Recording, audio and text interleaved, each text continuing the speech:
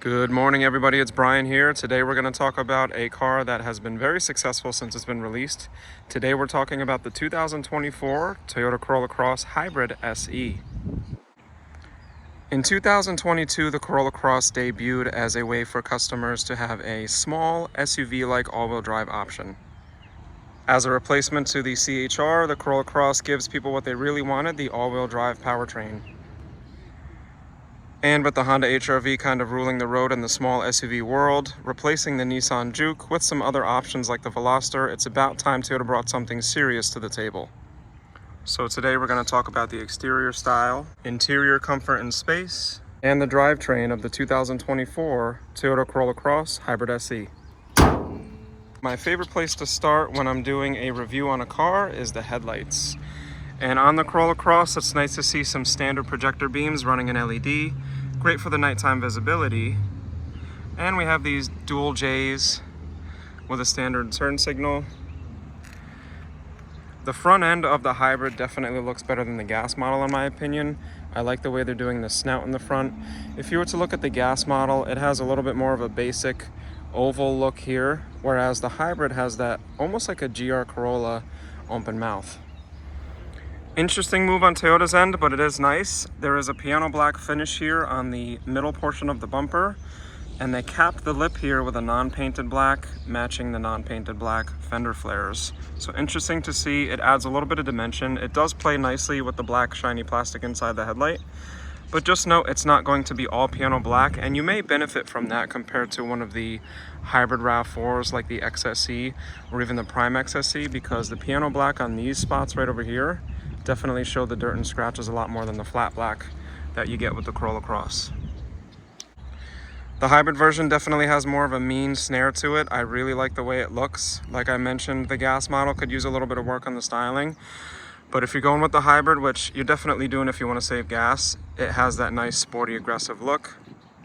If you go with one of the upgraded models, you will get the fog lights here, and those will be LED as well.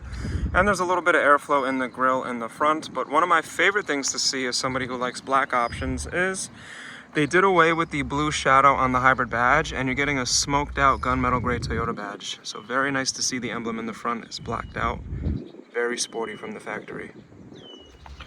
Standard on the SE Hybrid are the 17-inch machine alloy wheels with a nice black gloss finish on the sides. When you're driving slowly, they really play with the light very nicely.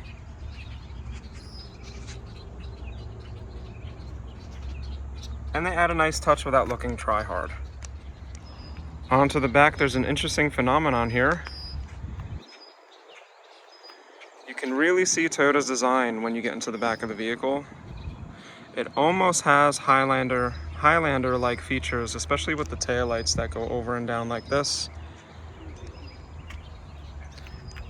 And nice to see some black badges straight out of the factory as well. Gotta love the black badges. We have a little bit of a lip spoiler here on the top, nothing crazy, nothing like a GR Corolla. As we work our way down, there is a little bit more of that gloss piano black mixed in with the non-painted black, giving it that nice liquid and I want to say solid dimension here, you know, because we have more of a solid look and then we have that shiny liquid look. I dig it. It definitely gives it a little bit of a twist instead of just a cheap looking flat black all around. There's two little spots in the car where you see it will actually say Corolla Cross right here on the taillight, and up top as we work our way to the roof. But what's nice is at a distance you can't really see what's going on, so it doesn't pop out too much. The white pearl paint looks really good at all different angles, but with that said, let's move on to the cargo space of the Corolla Cross, because since it's a hatchback, you're probably wondering about the cargo and passenger space. With the quick pull of a little button here just right of center, the hatchback comes up manually. Of course, electronic is optional on some of the Corolla Crosses. You're greeted with 21 cubic feet of space, and optional, we see the JBL subwoofer sitting tucked in nicely against the side. And if you choose to fold down the seats, which are a 60-40 split with this little lever over here, you unlock just shy of 62 cubic feet of space in your Corolla Cross, giving you plenty of room for the long trips and travels.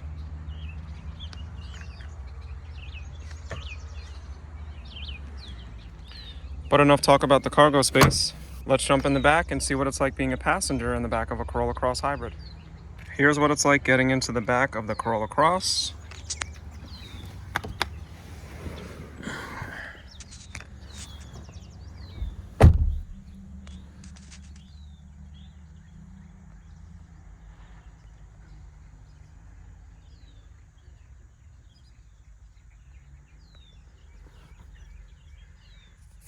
So at 5'10" in this seat back pretty far, I have good space. I don't feel as claustrophobic as in a four-door sedan Corolla, and I believe that's because I have more headroom back here. You can definitely feel that there's space. The visibility as a rear passenger is really good. I think the back corner window is a decent size. Unlike the RAV4, I can't recline the seat by pulling on this. It just stays in its position, but it's not too upright. It's just enough to be comfortable. The armrest is in a really good spot. As far as plushness, you can feel the plastic base underneath pretty easily, but it's just enough to get the job done. The door handle feels really good and natural. It's in a good spot. The cup holder is definitely more of a bottle holder, and the window switch and door switches are just a regular black color. Moving on behind, there's a pocket for the driver only to reach, and standard on most of these are going to be the Toyota all-weather mats, which have these nice channels for trapping fluids just in case you spill. That way they aren't going to slosh around onto the carpet. Moving on this way, there is no armrest that comes down like you would see on the RAV4, but appreciated are easy to get to hooks for the car seats and seatbelt buckles that basically can be plugged in one hand. Also nice to see a separate ventilation for the back, that way nobody gets too stuffy or cold. But overall, I feel that the Corolla Cross is suitable for 4 adults. If your 4 adults are over 6 foot tall, you may feel a little bit cramped, but other than that, the visibility and seating position feels good. With that said, let's go over into the passenger seat and see what it's like being the co-pilot. And here's what it's like getting into the Corolla Cross Hybrid SE as a co-pilot.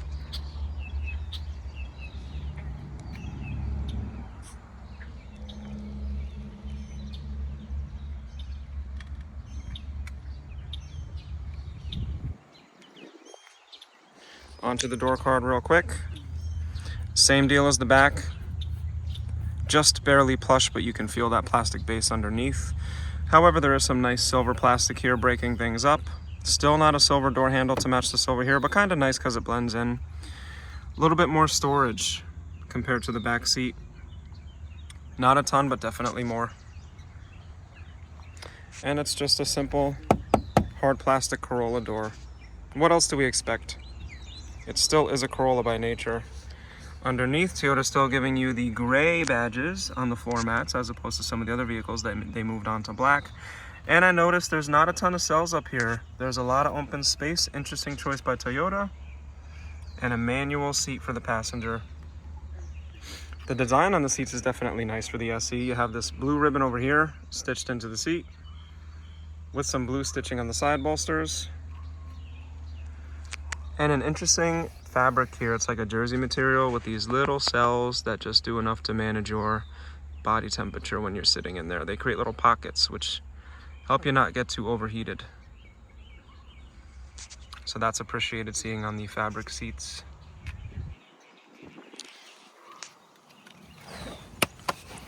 Okay. Great visibility, love the big windows. Something I'm used to because we have a Corolla in the family. See those JBL tweeters down in the A-pillar. And typical Toyota design here. Like most Toyotas, we do have some gray plastic lines here which are breaking things up, even on the steering wheel, and guiding you down to the dash, wrapping around. It's almost like they painted the silver on the car. Very nice to see. However, something interesting that they did was they chose not to do the blue stitching on the dash or on the door to match that blue stitching we have on the seats. Tiny little detail, but it might have been nice to see. Maybe it would have been too much blue. Let me know what you think. There is some piano black over here on the climate control, which a lot of people do complain about fingerprints. I don't mind, like I mentioned before, that liquid look I think just gives it a little bit more of a touch of quality. You can just wipe that up and keep the car clean. And some more of that over here. I actually do appreciate a little bit of that shininess. It breaks up all the dull black and gray that you see all around. Nice to see. For the glove box, it seems to be a sufficient size, even with the books. And here's our window sticker with our crash rating, our EPA estimates, and the MSRP on this car, listed at $33,374. Something to note, there are 3 packages available for the Corolla Cross for 2024 on the Hybrid SE. The moonroof package, which this one has, the JBL package, which this one has, and the 2-tone exterior paint with the black roof and mirrors that this one does not have. But as you can see, we have the moonroof package listed over here and our JBL package listed over here. They do charge you a fee for the special pearl paint. But similar story to the back, the knee room is definitely acceptable without me feeling like I'm squished. I think that's enough about the Copilot seat. Let's go into the driver's seat and talk about what it's like. And here's what it's like getting into a brand new 2024 Toyota Corolla Cross Hybrid SE all-wheel drive.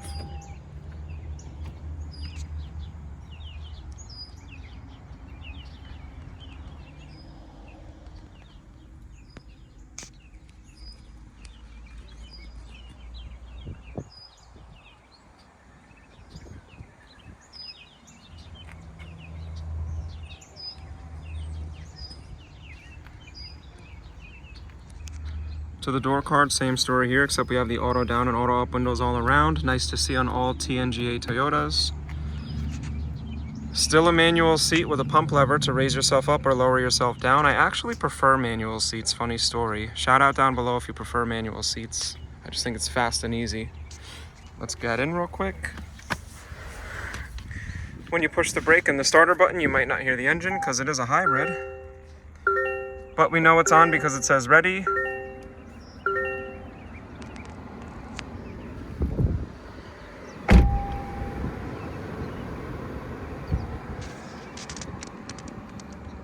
Looks just like a Toyota to me.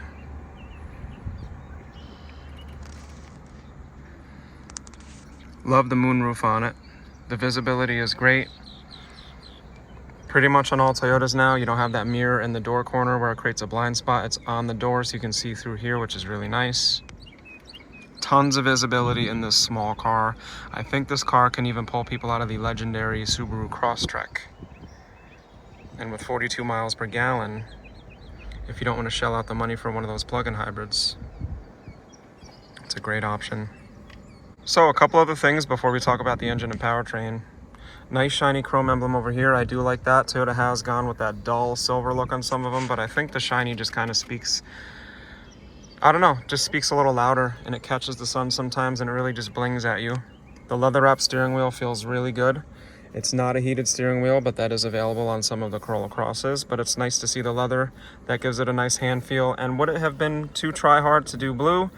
Would it have just been too much blue stitching to match the seats? I'm not sure, but still looks good. One of my favorite things about the car is the easy reader gauge cluster. So it's very easy to see the speedometer and tachometer here. You can just glance at it really quick and you can see what's going on. And some of you OGs know me, I'm a bit of a watch guy. I love being able to just look at the watch, tell the time, and move on. So with this, you can look at it and then look back at the road. No calculations needed, super simple, not complicated.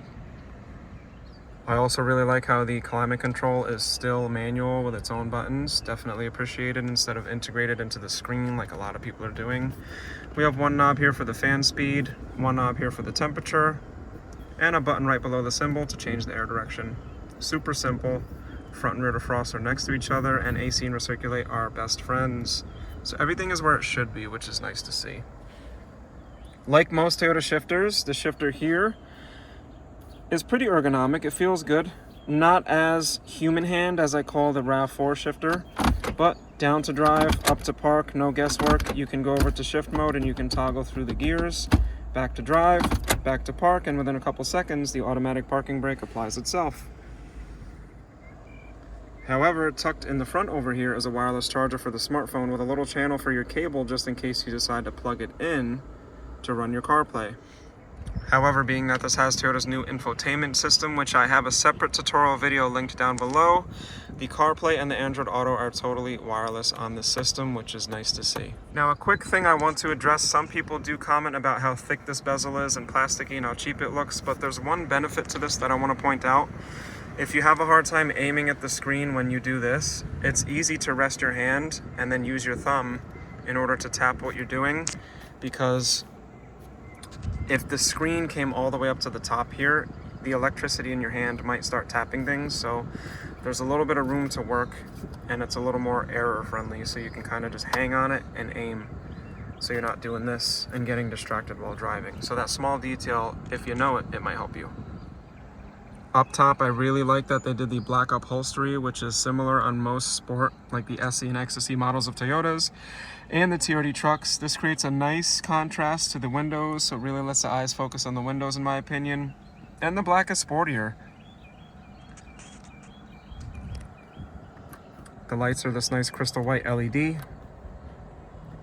And I love the feel of the buttons. The buttons feel very high quality on the Corolla Cross.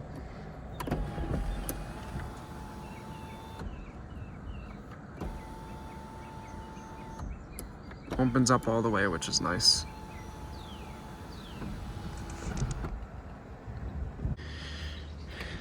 Now, if you're not familiar with the way hybrids work, please do check out my Crash Course Hybrids video, which I also linked down below so you can check out, because I don't want to dive too deep in this video.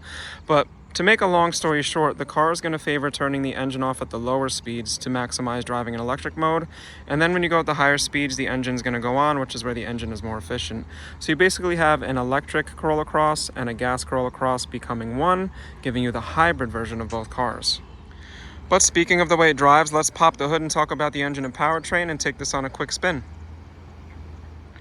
On the 2024 Corolla Cross Hybrid, you still get the 2.0, so it's a 2-liter 4-cylinder mated to Toyota's eCVT.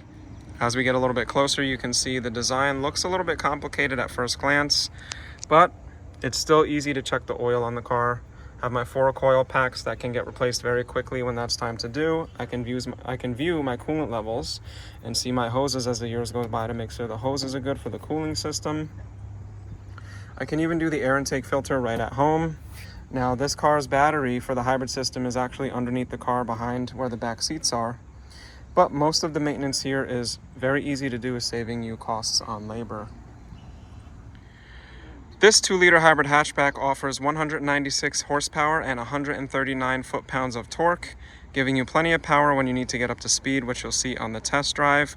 For gas mileage, you'll see a blend of 42 miles per gallon, which is 45 in the city and 38 on the highway. And not only that, being a new Toyota, it'll also come with 2 years of Toyota care. So for the first 2 years or 25,000 miles, the maintenance, which is the oil changes and the tire rotations, with a basic fluid top-off, is included at any Toyota dealer. But with that said, let's close the hood and take this thing on a quick drive to see how it feels and looks while we're driving it.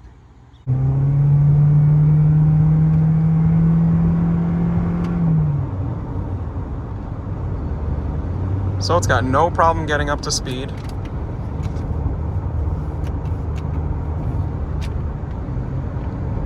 Just like before that I talked about, the visibility is really good in this car.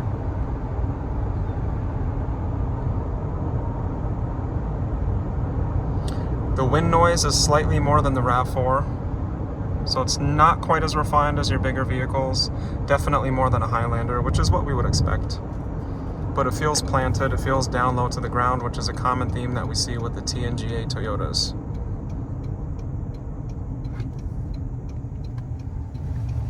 The electronic steering makes this thing very easy to steer.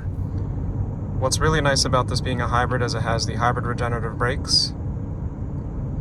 Basically what that means is that when you step on the brakes, the car is going to collect kinetic energy from the braking system and send it back to the battery. So being a hybrid, it's a closed system. You don't have to plug it in, it charges itself, which I explain more in the Crash Course Hybrid video. The hybrid brakes can actually stop at a shorter distance than your normal brakes, which is a benefit to going with hybrid as well. Now I'm going to do a quick little punch.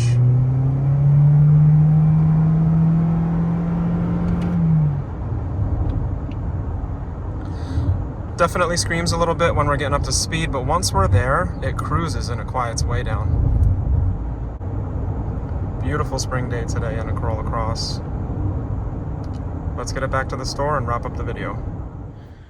So there we have it, guys. Thank you so much for watching. Today we talked about the 2024 Corolla Cross Hybrid SE. Definitely more stylish than the gas model and the base Corolla Crosses, and definitely drives a lot nicer. Please be sure to check out some of the useful links in the description below, and give this a like if you liked it. If you found it useful, please share it with a friend or family member that may benefit, and please consider subscribing for more Toyota content below. I promise it'll be worth it. But with that said, share your thoughts in the comments, because you know that's where you'll see me. And this is Brian signing out. See you in the next one. Peace.